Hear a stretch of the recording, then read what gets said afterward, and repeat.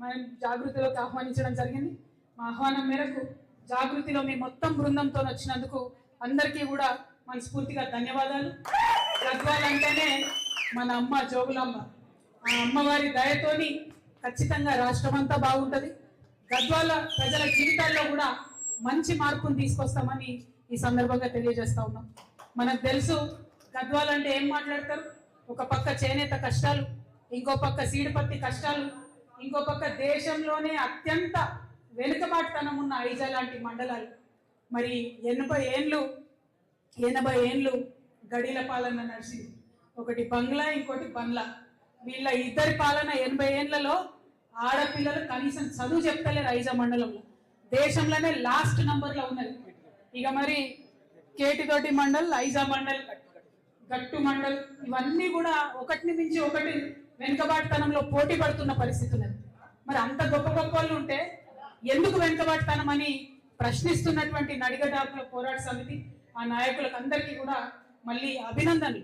ఆ స్పిరిట్ అట్లనే ఉండాలి, ఎందుకంటే పోరాటం ఇంకా కొంచెం కొనసాగుతుంది.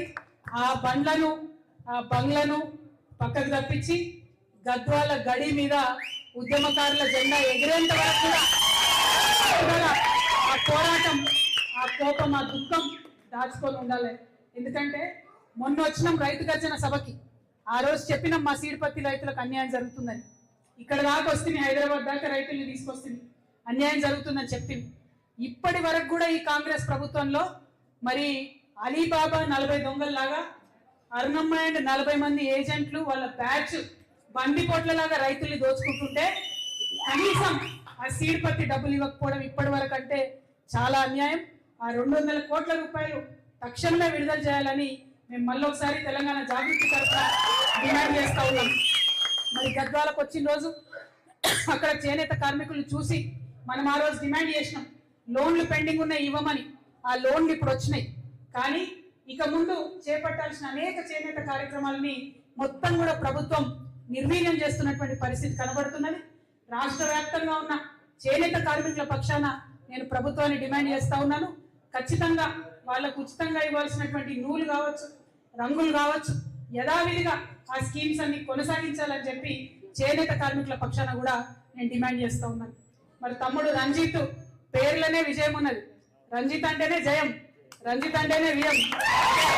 కాబట్టి రేపటి నాడు తెలంగాణ జాగృతి జెండా చేతికి పట్టుకొని ముందుకెళ్తున్నా అని చెప్పిండు.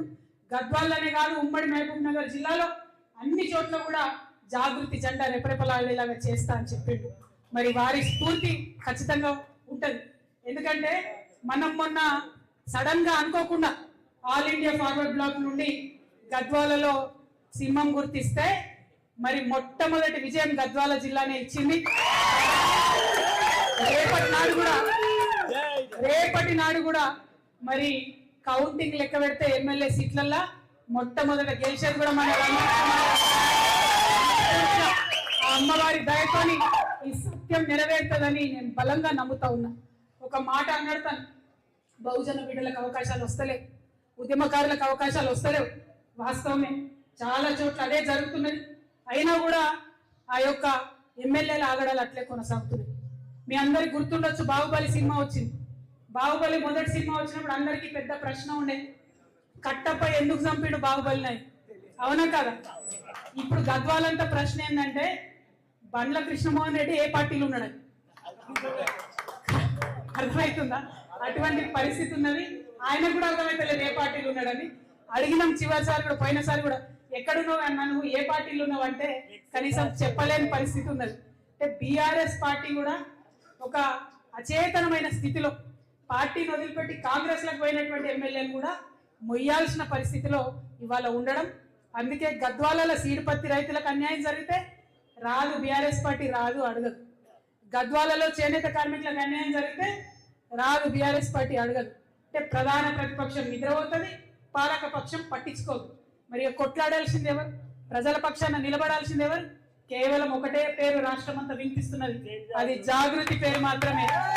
జాగృతి జెండాను ఇవాళ బలంగా చేతబూన్నటువంటి రంజిత్ గారు, బుచ్చిబాబు గారు, మరి మొత్తం ఇక్కడ ఉన్నటువంటి వారి టీం ఖచ్చితంగా జోగులాంబ గద్వాల జిల్లాలో మన జెండా రెపరెపలాడిస్తారని నేను బలంగా నమ్ముతా ఉన్నాను. మరి మీ అందరికీ తెలుసు ఇవాళ కాంగ్రెస్ ప్రభుత్వం అవుట్ సోర్సింగ్ ఉద్యోగులకు కావచ్చు అనేక మందికి ఇచ్చినటువంటి ఏ మాట కూడా పూర్తి చేస్తారు. మాటలు పూర్తి చేసుకోవడం పక్కన పెడితే ఇక దోపకం, విపరీతమైనటువంటి దోపిడి. ఏడబోతుంది ఈ దోపిడీ అంతా, ఈ సొమ్మంతా ఎటు పోతుందంటే ఢిల్లీకి పోతుందట. అటువంటి పరిస్థితుల్లో ఇవాళ కర్ణాటక, నిన్న కేరళ ఎన్నికలు వచ్చినాయి. ఆ కేరళ ఎన్నికలు వస్తే మన సీఎం గారు అక్కడికి పోయి ప్రచారం చేస్తాం. ఏమని? మొత్తం తెలంగాణ అంతా మేము తీర్చిదిద్దినాం, బొట్టు పెట్టినాం, మంచిగా చేసినాం, అట్లా మీ కేరళలో కాంగ్రెస్ని గెలిపిమని అంటున్నారు. ఇక్కడ ఏమన్నా చేసిండ్రా? ఏమన్నా సాధించిందా? ఇక్కడ మీరు ఒక్కసారి ఆలోచించారు. ఎవరికన్నా రైతులకు ఎక్కడన్నా పెన్షన్ పెరిగిందా? ముసలాళ్ళ కావాలకు ఎక్కడైనా 2500 రూపాయలు వస్తున్నాయా? మహిళలకు ఎక్కడైనా స్టూడెంట్స్ కు విద్యా భరోసా కార్డు వస్తుందా? నిరుద్యోగులకు జాబులు వస్తున్నాయా? రైతులకు రైతు భరోసా టైంకి వస్తున్నదా? ఒకటే ఎకరానికి రైతు భరోసా వేసి దాన్ని పెద్ద గొప్పగా చెప్పి అక్కడ పోయి మాట్లాడుతున్నారు. రైతు రుణమాఫీ కూడా సగం కూడా కానటువంటి పరిస్థితి. అంటే ఎంత ఘోరం అంటే కాంగ్రెస్ పార్టీ వాళ్ళ అబద్ధాలు చాలా దారుణంగా ఉన్నాయి. ప్రజల్ని వంచిస్తా ఉన్నారు. అసలు తెలంగాణ రాష్ట్రం వచ్చింది, ఉద్యమం చేసింది, మన పరిపాలన కావాలి. కానీ ఇలా జరుగుతున్నది ఏంటి? మొత్తం ఢిల్లీ పరిపాలన. ఢిల్లీ నుండి మొన్న ఒక చిన్న సంఘటన జరిగిందట. ఢిల్లీ నుంచి సీఎం గారు ఏదో మీటింగ్ లో ఉంటే రాహుల్ గాంధీ గారు ఫోన్ చేసినారు. రేవంత్ రెడ్డి గారు ఏదో మీటింగ్ లో ఉంటే రాహుల్ గాంధీ గారు ఫోన్ చేసినారు. రాహుల్ గాంధీ గారు ఫోన్ చేయగానే తక్కువ రేవంత్ రెడ్డి ఆ టెన్షన్ లో లేచి నిల్చొని, సార్ సార్ చెప్పండి సార్ రాహుల్ జీ అన్నాడు. పక్కన ఒక ఆయన సంచులు మోసిన ఆయన ఉంటాడు. అప్పుడు టీవీలో వీడియోలో చూడలే మనం, సంచులు మోసిన ఆయన భీమ్బాయ్. ఆ భీమ్బాయ్ ఏమన్నాడట? ఎందుకన్నా నువ్వు లేచి నిలబడుతున్నావు? ఫోన్ చేసింది రాహుల్ గాంధీ కదా, మరి ఫోన్ లో కనబడదు కదా, నువ్వు నిల్చున్నావా కూర్చున్నావా, ఎందుకన్నా నువ్వు లేచి నిలబడవు అన్నాడు. అంటే సీఎం గారు చెప్తున్నాడు రేవంత్ రెడ్డి గారు, నీకు తెలియదు భీమ్బాయ్, నువ్వు ఆగు. ఎందుకంటే నేను కూర్చొని ఫోన్ మాట్లాడినా అనుకో రాహుల్ గాంధీతోని, బట్టి విక్రమార్క అన్న ఢిల్లీకి పోయినప్పుడు ఇంగ్లీష్ లో రాహుల్ గాంధీ గారికి చెప్తారు, Rahul ji when you called, ఆయన కూర్చొని మాట్లాడుతుందని చెప్తారు.